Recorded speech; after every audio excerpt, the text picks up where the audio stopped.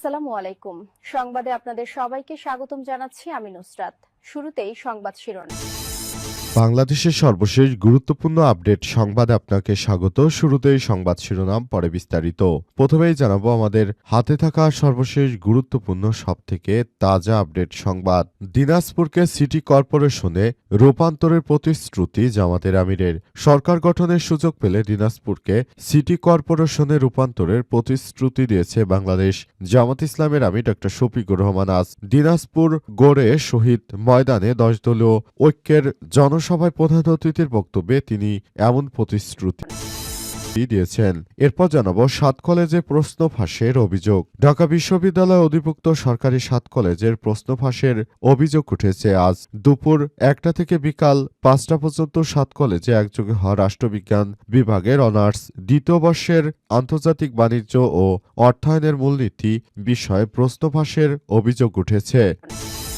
এদিকে বাংলাদেশের সকল মানুষের নিরাপদ এবং শান্তিতে বসবাস করার অধিকার রয়েছে বললেন প্রধান উপদেষ্টা। প্রধান উপদেষ্টা ডক্টর মোহাম্মদ ইউনূস বলেছেন, এদেশ আমাদের সকলের। ধর্মবর্ণ নির্দ্বিধায় সকল মানুষের বাংলাদেশে শান্তিপূর্ণ বসবাসের অধিকার রয়েছে। আজ হিন্দুদের সরস্বতী পূজা উপলক্ষে দেওয়া এক বাণীতে সব কথা বলেছেন অন্তর্বর্তীকালীন সরকারের প্রধান উপদেষ্টা প্রফেসর ডক্টর মোহাম্মদ ইউনূসের সরকার। এ সময় তিনি সবাইকে নতুন বাংলাদেশ গড়ে তোলার জন্য গণভোটে হ্যাঁ ভোট দেওয়ার আহ্বান জানিয়েছেন। জানাবো বাগেরহাটে কারাবন্দী ছাত্রলীগ সভাপতির স্ত্রী ও শিশু পুত্রের লাশ উদ্ধার। বাগেরহাটে 9 মাসের শিশু সন্তানকে পানিতে চুবিয়ে হত্যার পর নিজে গলায় দড়ি দিয়ে আত্মহত্যা করেছে কানিজ সুবর্ণা স্বর্ণালী 22 নামের এক গৃহবধূ। আজ বিকেলে বাগেরহাট সদর উপজেলার সাবেক ডাঙ্গা গ্রামে এই ঘটনা ঘটে। মৃত শিশু নাজিম হোসেন এবং তার মা কানিজ সুবর্ণা স্বর্ণালী বাগেরহাট সদর উপজেলা নিষিদ্ধ ছাত্রলীগের সভাপতি ও জুয়েল হাসান সাদ্দামের স্ত্রী ও সন্তান। এবং সর্বশেষ জানাবো উন্নয়ন অগ্রগতি সমৃদ্ধকে এগিয়ে নিতে ধানের শীষকে বিজয় করতে হবে বললেন বিএনপি নেতা সালাউদ্দিন। বিএনপির নেতা সালাউদ্দিন বলেছেন, বাংলাদেশের যত অগ্রযাত্রা ছিল সবকিছু বিএনপির মাধ্যমে হয়েছে। সুতরাং আগামী জাতীয় সংসদ নির্বাচনে সবাইকে নতুন বাংলাদেশ গড়ে তুলতে সবার প্রতি আহ্বান জানিয়েছেন তিনি বলেন, বিএনপি ছাড়া এদেশের ভাগ্যে কখনো ভালো কিছু হবে না। সেজন্য আমরা এই ধরনের কর্মসূচি শুরু করতে চাই। প্রিয় দর্শক, এতক্ষণ শুনছিলেন সংবাদ শিরোনাম, এবারে বিস্তারিত। তবে তার আগে বন্ধুরা অনুরোধ থাকবে এই সংবাদটিতে একটি লাইক দিন। এই চ্যানেলে আপনি নতুন হয়ে থাকলে আমাদের সংবাদটি দেখতে দেখতে চ্যানেলটি সাবস্ক্রাইব করে রাখুন। কমেন্ট করে বন্ধুরা আপনার মূল্যবান মতামত জানিয়ে দিন আপনি বিশ্বের কোন দেশ থেকে বা বাংলাদেশের কোন স্থান থেকে আমাদের সংবাদটি দেখছেন এবং শুনছেন। আর বন্ধুরা সংবাদটি আপনার সোশ্যাল মিডিয়া ফেসবুকে শেয়ার করে বন্ধুদেরও দেখার সুযোগ করে দিন। গাজা যুদ্ধে আপনি যদি নিরীহ ফিলিস্তিনিদের ভালোবেসে থাকেন কমেন্টে ইয়েস লিখে পুরো বিশ্বকে জানিয়ে দিন। এবারে বিস্তারিত।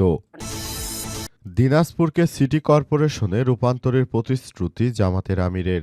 সরকারের নিজস্ব গঠন সুযোগ পেলে দিনাজপুরকে সিটি কর্পোরেশনে রূপান্তরের প্রতিশ্রুতি জানিয়েছে বাংলাদেশ জামাত ইসলামের আমির ডক্টর শফিকুর রহমান। আজ বিকেলে দিনাজপুর গড় শহীদ ময়দানে 10 দলীয় ঐক্যজোটের জনসভায় প্রধান অতিথির বক্তব্যে তিনি এই প্রতিশ্রুতি দিয়েছেন। ডক্টর শফিকুর রহমান বলেন, জামাত ক্ষমতায় গেলে 5 বছর বয়স পর্যন্ত সকল শিশু এবং 65 বছর বয়সী সকল মানুষের বিনামূল্যে চিকিৎসার প্রতিশ্রুতি দিয়েছেন তিনি।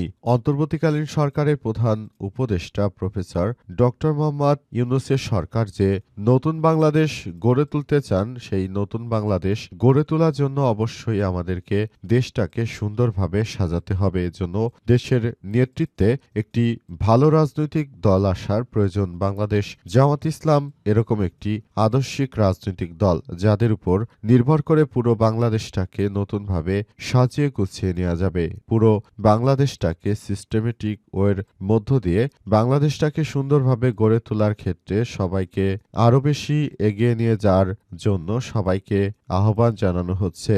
অন্তর্বর্তীকালীন সরকারের প্রধান উপদেষ্টা প্রফেসর ডক্টর মোহাম্মদ ইউনূসের সরকার যে নতুন বাংলাদেশ গড়ে তুলতে চান, সে অনুযায়ী সবাইকে নিয়ে একটি ভালো ও সুন্দর বাংলাদেশ গড়ে তোলার জন্য সবাইকে সেইভাবেই গড়ে তুলতে হবে। সাত কলেজে প্রশ্ন ফাঁসের অভিযোগ। ঢাকা বিশ্ববিদ্যালয় অধিভুক্ত সরকারি ৭ কলেজের প্রশ্ন ফাঁসের অভিযোগ উঠেছে। আজ দুপুর ১টা থেকে বিকাল ৫টা পর্যন্ত ৭ কলেজে একযোগে হওয়া রাষ্ট্রবিজ্ঞান বিভাগের অনার্স দ্বিতীয় বর্ষের আন্তর্জাতিক বাণিজ্য উন্নয়ন অর্থনীতি মূলনীতি কোর্স নম্বর ২০৮ বিষয়ে প্রশ্ন ফাঁসের অভিযোগ উঠেছে। এ ঘটনা তদন্তে ৩ সদস্যের কমিটি গঠন করা হয়েছে। শিক্ষার্থীদের অভিযোগ, পরীক্ষার আগেই প্রশ্নপত্র সামাজিক যোগাযোগ মাধ্যম ও বিভিন্ন অনলাইন গ্রুপে ছড়িয়ে পড়েছে।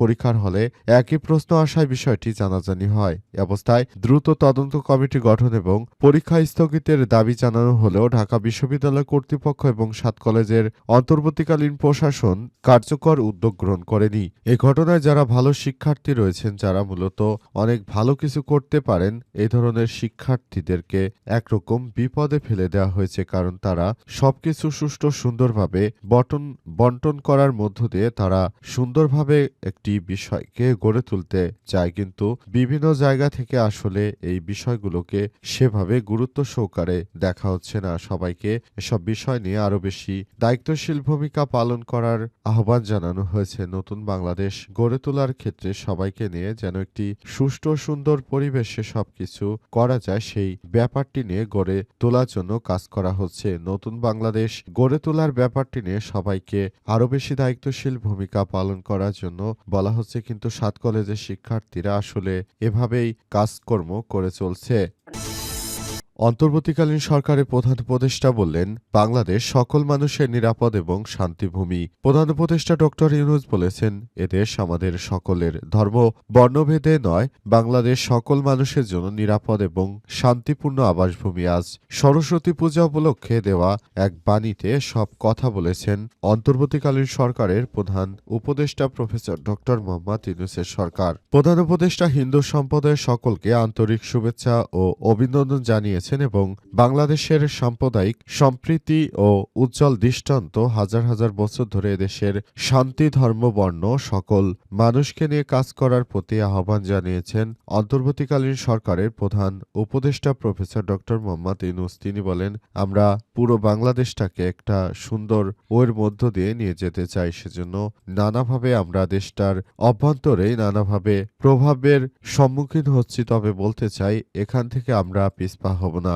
প্রতিটি হিন্দু, মুসলিম, বৌদ্ধ, খ্রিস্টান সবাই বাংলাদেশের নাগরিক। তাদেরকে এদেশে নিরাপদভাবে বেঁচে থাকার যে অধিকার রাষ্ট্র দিয়েছে, সেই অধিকারের জায়গা থেকেই বলছি, সবাইকে নিয়ে আমরা নতুনভাবে বাংলাদেশে বসবাস করতে চাই, বাংলাদেশকে সাজিয়ে গুছিয়ে তুলতে চাই। সেজন্য সবাইকে বলতে চাই, এই বিষয়গুলো নিয়ে খুবই গুরুত্ব সহকারে দেখতে হবে।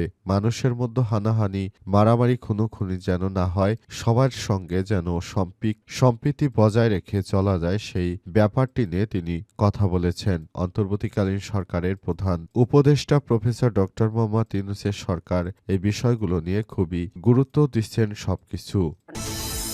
উন্নয়নের অগ্রগতি সমৃদ্ধকে এগিয়ে নিতে ধানের শীষে ভোট দিয়ে সবাইকে বিজয় করার আহ্বান বিএনপির। বাগেরহাটে কারাবন্দী ছাত্রলীগ সভাপতির স্ত্রী ও শিশুপুত্রের লাশ উদ্ধার। বাগেরহাটে ৯ মাসের শিশু সন্তানকে পানিতে চুবিয়ে এরপর হত্যার পর নিজে গলায় দড়ি দিয়ে আত্মহত্যা করেছে কানিজ সুবর্ণা স্বর্ণালী, বয়স ২২ নামের এক গৃহবধূ। আজ বিকেলে বাগেরহাট সদর উপজেলার সাবেক ডাঙ্গা গ্রামে এই ঘটনা ঘটে। মৃত শিশু নাজিম হোসেন এবং তার মা কানিজ সুবর্ণা স্বর্ণালী বাগেরহাটের সদর উপজেলা নিষিদ্ধ ছাত্রলীগের সভাপতি জুয়েল হাসান সাদ্দামের স্ত্রী ও সন্তান। জুয়েল হাসান সাদ্দাম বর্তমানে বিভিন্ন মামলায় কারাগারে রয়েছেন। স্বজনেরা ধারণা করছে, দীর্ঘদিন ধরে স্বামী কারাবন্দী থাকায় হতাশাগ্রস্ত হয়ে স্বর্ণালী প্রথমে তার শিশু সন্তানকে হত্যা করে নিজে আত্মহত্যা করেছেন।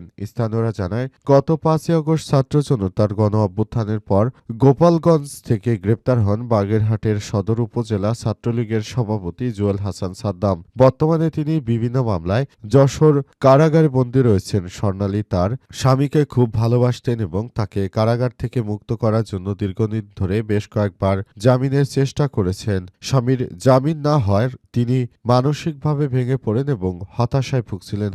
হতাশা থেকে মাত্র ৯ মাসের শিশু সন্তানকে বালতির পানিতে চুপিয়ে হত্যার পর নিজে গলায় দড়ি দিয়ে আত্মহত্যা করেছেন এবং বাড়িতে কানিজ ফাতেমার শ্বশুর শাশুড়ি বোন ঘরে বাইরে ছিলেন বলে জানা গেছে। বাগেরহাট সদর থানার ভারপ্রাপ্ত কর্মকর্তা ওসি মাসুম খান জানান, স্থানীয়দের মধ্যে সংবাদ পেয়ে ঘটনাস্থল থেকে জুয়েল হাসান সাদ্দামের স্ত্রী কানিজ সুবর্ণা ও তার 9 মাস বয়সী শিশু সন্তান নাজিম হোসেনের মরদেহ উদ্ধার করা হয়েছে।